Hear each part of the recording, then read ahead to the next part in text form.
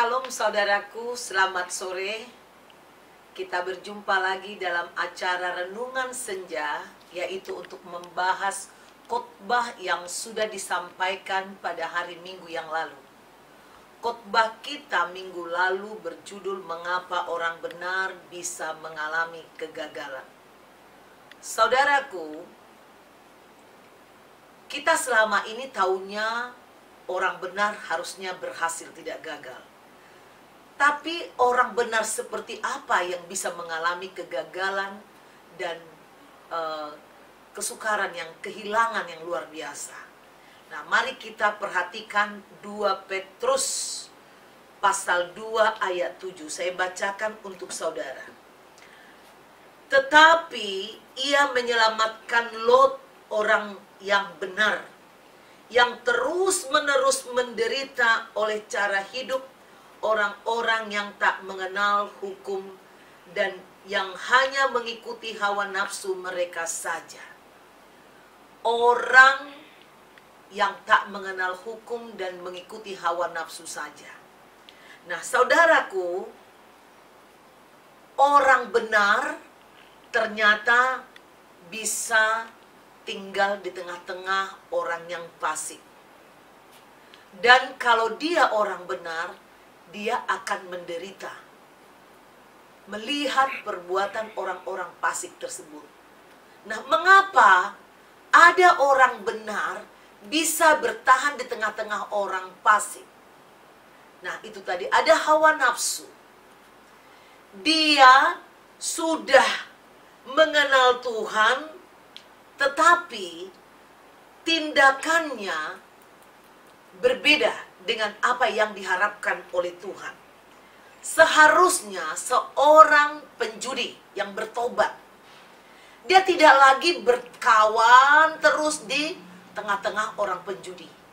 Seorang pelacur yang bertobat, dia harus keluar dari area pelacuran itu, dari urkasdim itu.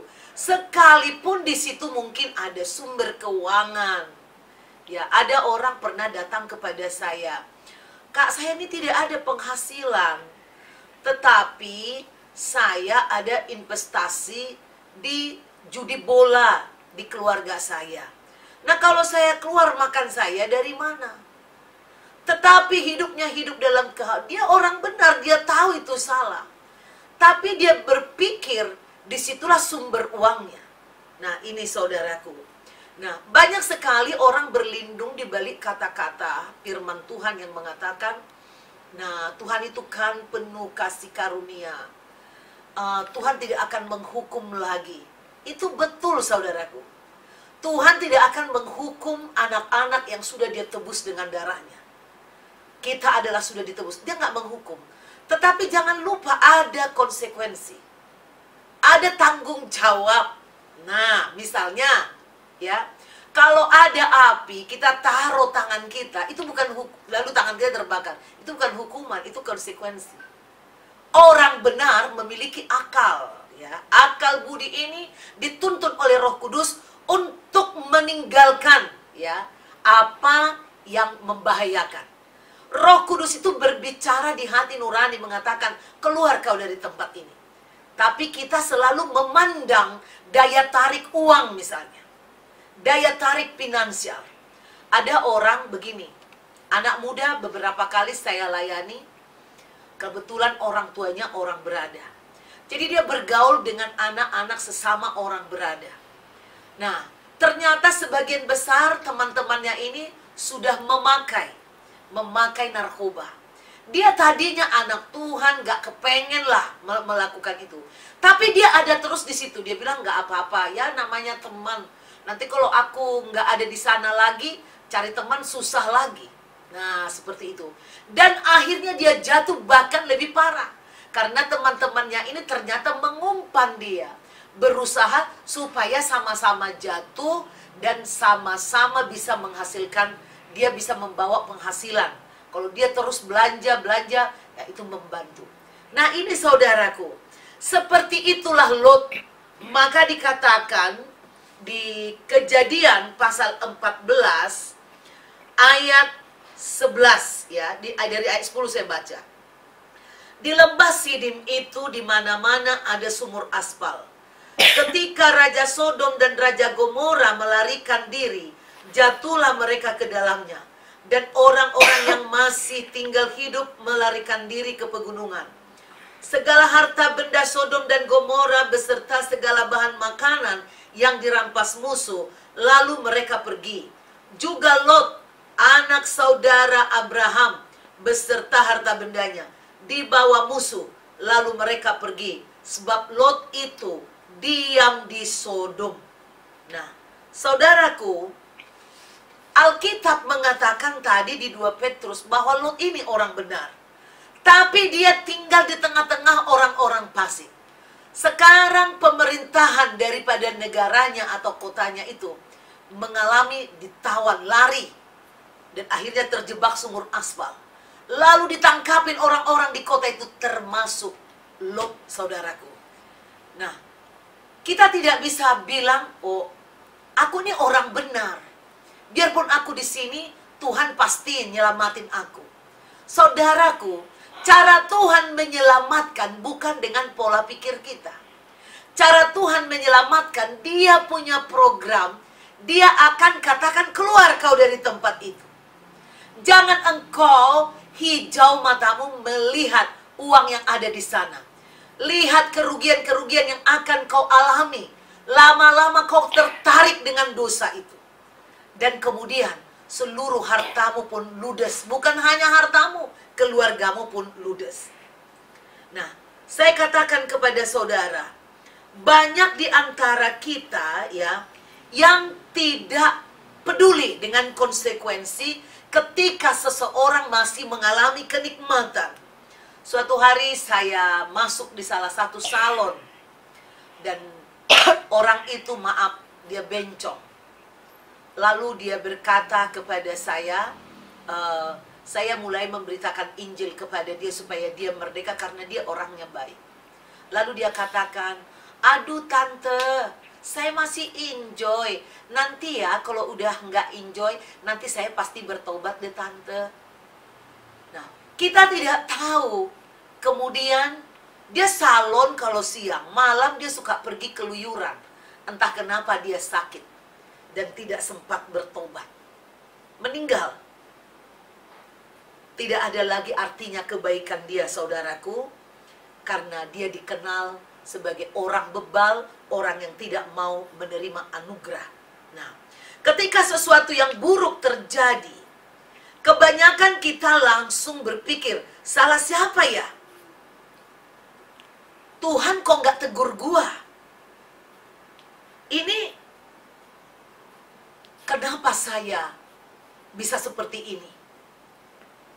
Nah, ini seringkali kita alami seperti itu. Oleh karena itu, saudaraku, jangan main-main dengan Tuhan. Jangan main-main dengan kehidupanmu. Jangan berjudi dengan kehidupanmu. Saya beberapa kali, banyak orang sebel kepada saya kalau saya menegur orang-orang yang misalnya mereka melakukan praktek menjalankan uang atau rentenir. Saya sama sekali tidak ada maksud jahat. Cuman saya merindukan keselamatan bagi hidupnya. Karena saya melihat banyak rentenir yang saya kenal memang bisa kaya, saudaraku. Tapi kemudian dia kena penyakit di pertengahan umurnya yang aneh. Anak-anaknya ada yang kena narkoba, ada yang mati celaka. Nah, saya melihat hampir tidak ada seorang rentenir yang tidak mengalami konsekuensi dari perbuatannya. Belum lagi saya dengar di pasar itu banyak, misalnya di dalam praktek rentenir ini, banyak kuasa gelap berjalan dari berbagai orang yang beragama masing-masing. Nah, akhirnya seorang rentenir ingin bertahan, dia akan pergi juga ke dukun. Kalau tidak, dia nggak pergi ke dukun, anak-anaknya akan mengalami serangan-serangan balik yang sangat menyakitkan. Nah, itu saudaraku. Nah, oleh karena itu, mari kita benar-benar praktek hidup kita ya. Praktek hidup kita, lihatlah Abraham, dia sebagai orang benar, dia mencari Tuhan dengan segenap hatinya, mengikuti Tuhan dengan segenap hatinya. Dia tidak berdasarkan perhitungan matematika manusia. Oh ini subur, lembah Yordan subur. Oh sini banyak uang. Tetapi dia memperhatikan.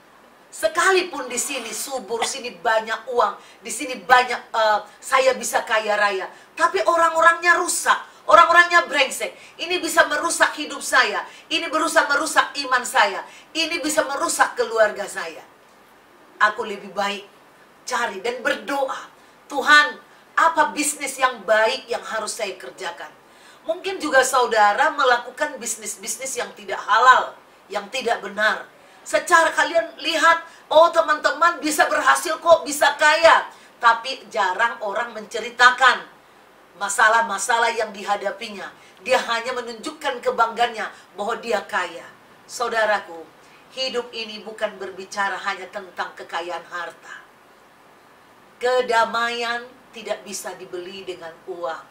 Oleh karena itu, hanya orang yang bergaul dengan Tuhan, yang menaati suara Tuhan, sekalipun mungkin secara finansial belum mencapai apa yang kita inginkan, tapi ada damai sejahtera, pikiran kita tenang, kita sehat, dan sedikit demi sedikit itu terkumpul diberkati Tuhan, dan kita bisa menimbun itu kemudian menjadi warisan. Kita nikmati dan menjadi warisan bagi anak cucu kita. Jangan menginginkan hal-hal yang tidak halal, yang haram, yang bukan daripada Tuhan. Demikian saudaraku, sehingga engkau tidak kehilangan semuanya. Lot pada akhirnya kehilangan semua harta yang dicapai dengan kekuatan pikirannya, dengan mengandalkan kekuatannya, dengan cara duniawinya. Semua hilang terbakar, tak satu pun yang bisa dibawa kecuali pakaiannya. Bahkan istrinya pun meninggal. Demikian saudaraku, renungan senja yang bisa saya sampaikan kepada saudara untuk hari pertama ini. Besok renungan senja kedua kita akan jumpa lagi. Dan lusa hari Kamis, hari Jumat kita akan lagi, hari Kamis kita akan lagi jumpa dalam renungan senja ketiga. Jika saudara terberkati dengan firman ini, renungkan terus saudaraku. Dan saudara buka kembali di YouTube CBM 7 TV atau CBM 7 TV. Saudara cari, di situ banyak khotbah-khotbah yang akan membangun saudara. Saudara share kepada orang lain, saudara like dan subscribe, boleh komen. Dan jangan lupa pasang lonceng supaya firman ini tetap hadir di hadapan saudara. Sampai jumpa besok sore kembali. Tuhan Yesus memberkati. God bless you.